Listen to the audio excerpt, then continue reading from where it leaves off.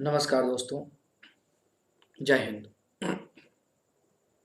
आज दोस्तों हम लोग जो टॉपिक बात कर रहे हैं डिस्कस करेंगे अपनी आँख के बारे में कि मनुष्य की आँख क्या होती है और किस सिद्धांत पर काम करती है।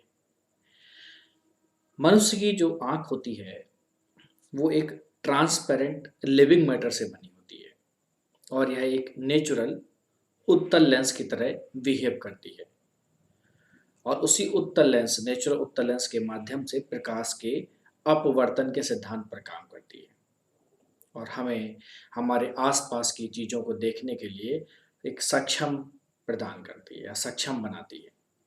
इस देखने की क्षमता को विज़न कहते हैं। विज़न आई साइट या दृष्टि कहा जाता है।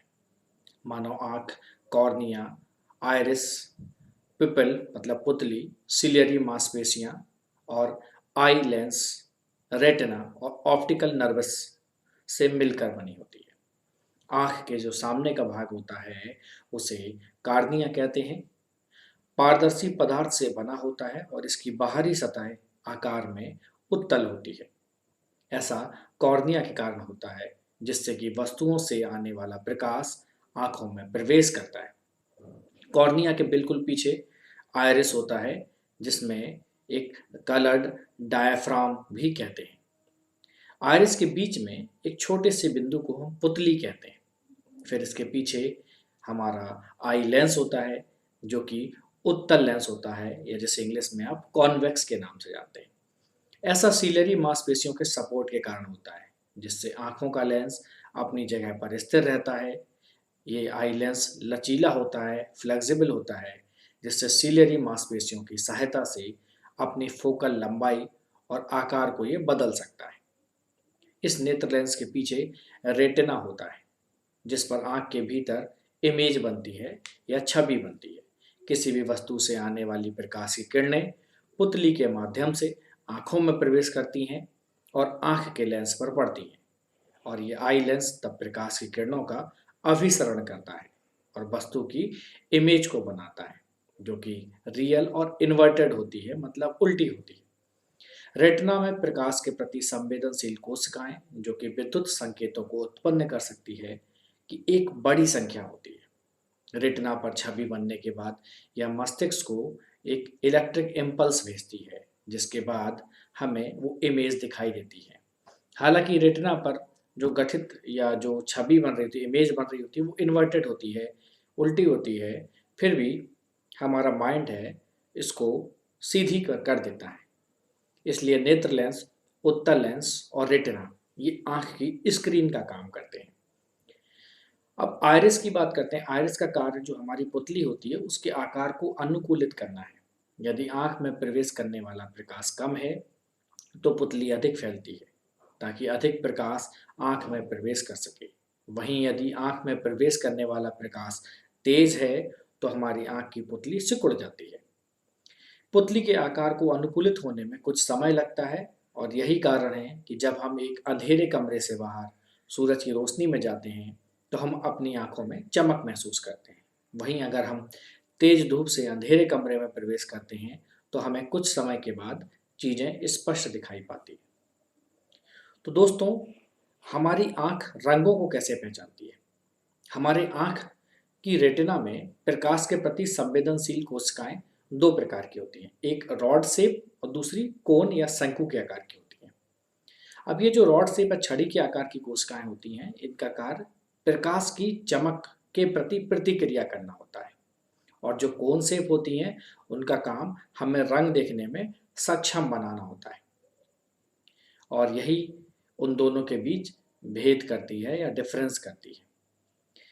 दोस्तों, दूर और आसपास की वस्तुओं को हमारी आंख कैसे देखती है इसको समझने की कोशिश करते हैं। दूर की वस्तुएं प्रकाश की किरणें या प्रकाश की किरणें जब दूर की वस्तु से आती है तब वे शुरुआत में डाइवर्जिंग होती है, लेकिन जब वे हमारी आंख तक पहुंचती हैं तब वो पैरेलल या समानांतर बन जाती है। इसलिए जब हम दूर की वस्तु को देखते हैं तब हमें आंख की रेटिना पर एक इमेज को बनाने के लिए कम अभिसारी शक्ति के उत्तल लेंस की नीड पड़ती है।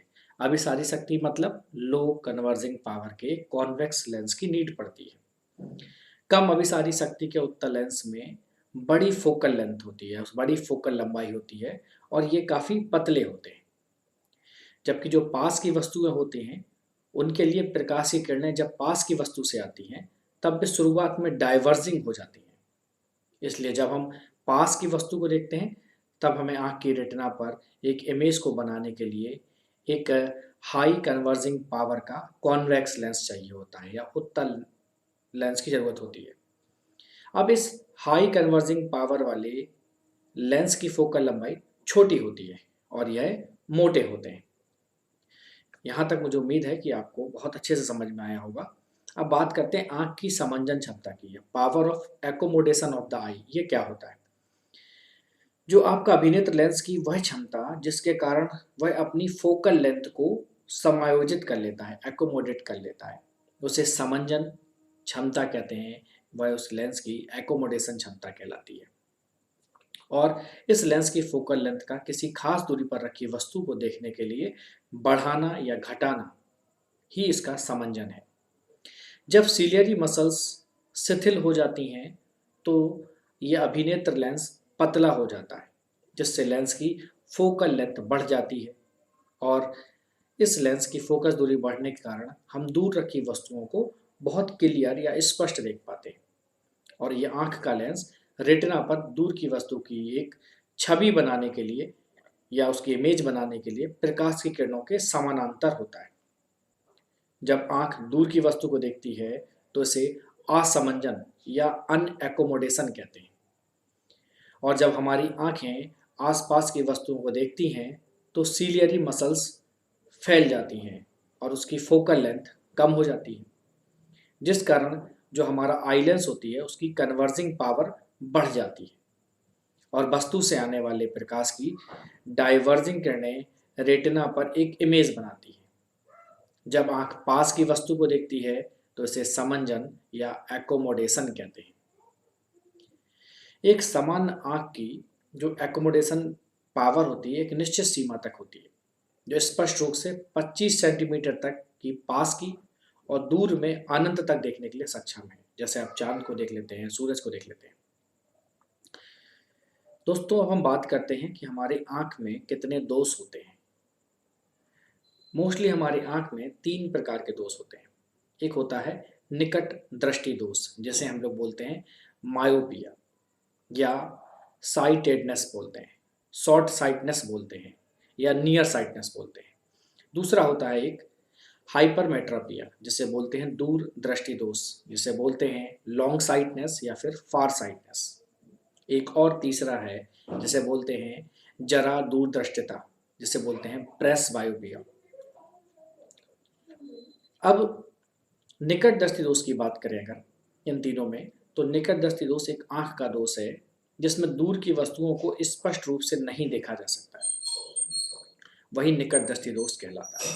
निकट दृष्टि दोष वाला व्यक्ति आसपास की वस्तुओं को स्पष्ट रूप से देख सकता है लेकिन दूर की वस्तुओं को नहीं देख सकता है। इसका कारण क्या होता है कि हमारी जो आई लेंस होती है उसकी हाई कन्वर्जिंग पावर हो जाती है, अभिनेत्र लेंस की वक्रता ज़्यादा हो जाती है और जो हमारा जो नेत्र गोलक होता है वो लंबा हो जाता है। अभिनेत्र लेंस की वक्रता के ज़्यादा हो जाने पर या नेत्र गोलक के लंबा हो जाने के कारण निकट दृष्टि दोष से युक्त व्यक्ति का दूर बिंदु अनंत पर न होकर हमारी नेत्र के पास आ जाता है, जिसके कारण निकट दृष्टि दोष से युक्त नेत्र में किसी दूर रखी वस्तु का प्रतिबिंब रेटिना पर न बनकर रेटिना के सामने थोड़ा आगे बनता है, जैसा कि आपको यहाँ इमेज में दिख रहा है। तो मायोपिया या शॉर्ट साइटनेस को अगर दूर करना है तो इसके लिए कॉनकेव लेंस का या अवतल लेंस का प्रयोग करते हैं और चश्मों में ये कॉनकेव लेंस लगाया जाता है।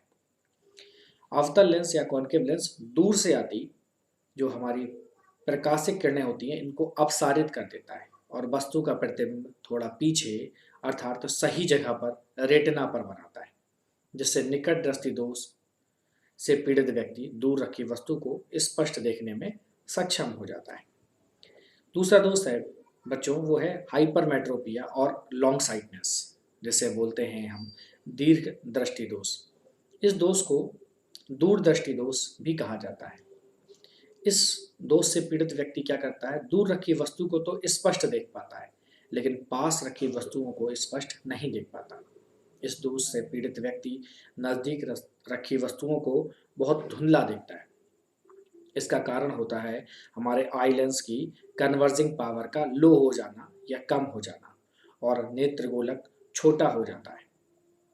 अब अभिनेत्र लेंस की फोकस दूरी का अधिक हो जाना मतलब मोर देन 25 सेंटीमीटर, इससे ज़्यादा हो जाना या नेत्र गोलक के छोटा हो जाने के कारण इस दोष से पीड़ित व्यक्ति का जो जो निकट बिंदु था वो सामान्य निकट बिंदु से दूर हट जाता है, जिसके कारण वस्तु से आने वाली प्रकाश किरणें रेटिना के पीछे फोकस हो जाती है और उस वस्तु का प्रतिबिंब रेटिना पन्ना बनकर उससे थोड़ा पीछे बनता है। दूरदृष्टि को उपयुक्त क्षमता के उत्तल लेंस या कॉन्वेक्स लेंस के प्रयोग से दूर किया जा सकता है। उत्तल लेंस क्या करता है, यह हमारी नज़दीक रखी वस्तु से आती प्रकाश की किरणों को अभिसरित कर वस्तु का प्रतिबिंब सही जगह पर अर्थात रेटिना पर बना देता है। दोस्तों, एक और बीमारी है जिसे हम लोग बोलते हैं प्रेस बायोपिया। यह दृष्टि दोष मोस्टली बुढ़ापे में होता है, जब सीलियरी मसल्स कमजोर हो जाती हैं और अधिकांश व्यक्तियों के नेत्र का निकट बिंदु दूर हट जाता है और उनके अभिनेत्र लेंस की समंजन क्षमता भी घट जाती है, जिसके कारण व्यक्ति पास रखी वस्तुओं को स्पष्ट नहीं देख पाता। प्रेस बायोपिया से जो ग्रसित बूढ़े व्यक्ति होते हैं उनका जो निकट बिंदु होता है वो 25 सेंटीमीटर से ज़्यादा हो जाता है। प्रेस बायोपिया को कॉन्वेक्स लेंस का चश्मा पहनाकर सही किया जा सकता है। एक और बात ध्यान देनी चाहिए कि यदि व्यक्ति को निकट दृष्टि दोष और दीर्घ दृष्टि दोष दोनों ही हो तो ऐसी स्थिति में बाईफोकल लेंथ का चश्मा पहना जा सकता है। बाईफोकल लेंस का ऊपरी भाग अवतल और निचला हिस्सा उत्तल लेंस का होता है। दोस्तों, हमारी आंख में एक बीमारी होती है जिसे बोलते हैं मोतिया बिंदु। मोतिया बिंदु के बारे में थोड़ा समझने की कोशिश करते हैं। कभी कभी ज़्यादा आयु के कुछ व्यक्तियों के जो आई होती है उसका क्रिस्टलीय लेंस मिल्की कलर का या धुंधला हो जाता है। इसी स्टेज को मोतिया बिंदु कहते हैं। इस मोतिया बिंदु के कारण नेत्र की दृष्टि में कमी हो जाती है या पूरी तरह से नहीं दिखाई देता है। मोतिया बिंदु को ऑपरेशन किया जा सकता है और इसके बाद आप सही से देख सकते हैं। दोस्तों, आपको पता है कि हमें देखने के लिए दो आंखों की ज़रूरत क्यों होती है? इसका एक बहुत बड़ा रीज़न है। दोस्तों, इसका एक बहुत बड़ा रीज़न है। दोस्तों, हमें देखने के लिए दो आंखों की ज़रूरत इसलिए होती है कि जो दो आंखें होती हैं वो 180 डिग्री का एक बड़ा एरिया देखने में सहायक है, हेल्पफुल है। दो आंखें एक वस्तु की दूरी को बेहतर तरह से देख सकती हैं, इसलिए याद रखना 180 डिग्री का व्यापक क्षेत्र देखने में हमारी आंखें सहायक हैं। बाकी 180 डिग्री का एरिया हमारे सर के पीछे होता है, इसलिए हम उसको नहीं देख पाते। इसलिए हमें दो आंखों की जरूरत होती है। अगर हमारी केवल एक आंख होगी तो हम सिर्फ 90 डिग्री एरिया या मोर देन थोड़ा सा 90 से 120 तक देख सकते हैं और उतनी क्लियर इमेज नहीं होगी जितना दो आंखों की वजह से होती है। तो दोस्तों, उम्मीद करता हूँ कि ये वीडियो जनरल इम्पोर्टेंस का था और साइंस से संबंधित एक टॉपिक का था, एक जनरल स्टडी का टॉपिक जिसे बोलते हैं हम आई। तो आई से रिलेटेड अगर कोई भी क्वेश्चन किसी कॉम्पिटिटिव एग्जाम में आएगा तो आप इसको बता सकते हैं। और ये छोटे बच्चों के लिए भी क्लास 6, 7, 8, 9th एंड 10th तक भी बहुत इम्पॉर्टेंट है। उम्मीद करता हूँ ये वीडियो आपको पसंद आया होगा, तो इसे लाइक करें और शेयर करें, ज़्यादा से ज़्यादा लोगों तक पहुँचाएँ ताकि लोग इसका लाभ उठा सकें। नमस्कार, जय हिंद।